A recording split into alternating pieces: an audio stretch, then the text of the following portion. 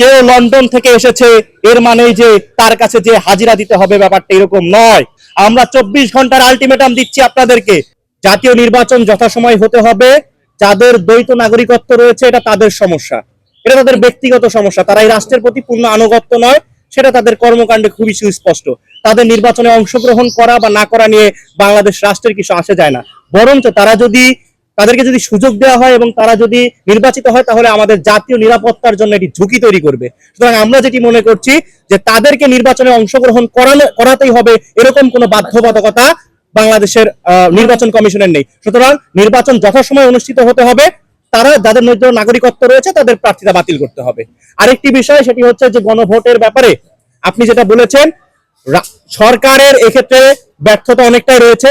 আমরা আমাদের জায়গা থেকে, আমাদের সাংগঠনিক বিস্তার থেকে আমরা চেষ্টা করছি যাতে করে বাংলাদেশের প্রতিটি ঘরে প্রতিটি মানুষ যাতে বুঝতে পারে যে গণভোটে যাতে হ্যাঁ দিলে আমরা যে একটি নতুন বাংলাদেশের স্বপ্ন দেখছি, একটি সংস্কারের বাংলাদেশ দেখতে চাই, এবং যেই বাংলাদেশটি ফ্যাসিবাদ মুক্ত হবে এবং যে বাংলাদেশে আর কোনো ফ্যাসিবাদ ফিরে আসবে না, এমন একটি বাংলাদেশের স্বপ্ন দেখছি।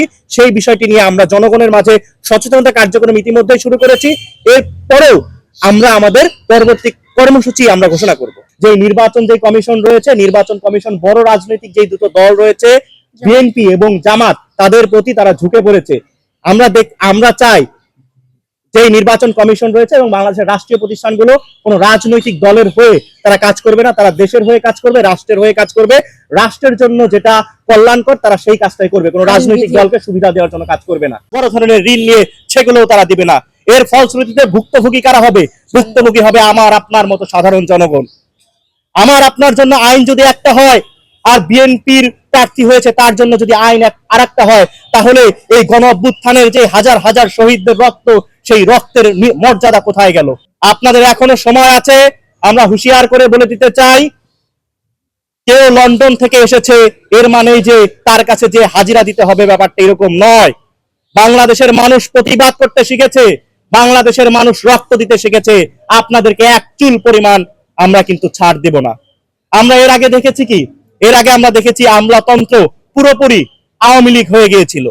তারা একজন ডিসি ছিল, দেখা গেছে একজন ডিসির যে আচার ব্যবহার ছিল, মনে হতো যে সে মনে হয় ওই জেলার আওয়ামী লীগের সভাপতি। যে সকল প্রার্থীদের দ্বৈত নাগরিকত্ব রয়েছে, আপনারা যাদের প্রার্থিতা বৈধতা দিয়েছেন, এখনো সময় আছে এই ঋণ খেলাপি আর দ্বৈত নাগরিকদের প্রার্থিতা বাতিল করে আপনারা আপনাদের যে নিরপেক্ষতা হারিয়েছেন, সেই নিরপেক্ষতা যাতে যথাযথভাবে ফিরিয়ে নিয়ে আসেন, সেই আশাবাদ আমরা আপনাদের কাছে রাখবো। এরপরেও যদি আমরা দেখতে পাই যে আগামী 24 ঘন্টার মধ্যে আপনারা যদি আপনাদের সিদ্ধান্ত থেকে সরে না আসেন এবং জনতার সিদ্ধান্ত এবং সকলের জন্য আইনের সমতা এবং গণপ্রতিনিধিত্ব যে আদেশ রয়েছে, যে আইন রয়েছে, সেই আইনের প্রতি আপনারা যদি শ্রদ্ধাশীল না হন, আপনারা কোনো রাজনৈতিক দলের প্রতি যদি ঝুঁকে পড়েন, আমরা বাংলাদেশের সমস্ত জনগণকে সাথে নিয়ে আমরা কিন্তু কঠোর থেকে কঠোর পদক্ষেপ গ্রহণ করব।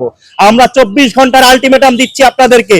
24 ঘন্টার মধ্যে আপনারা যে সিদ্ধান্ত নিয়েছেন, এই সিদ্ধান্ত প্রত্যাহার করে আপনারা আপনাদের নিরপেক্ষতার প্রমাণ দিবেন।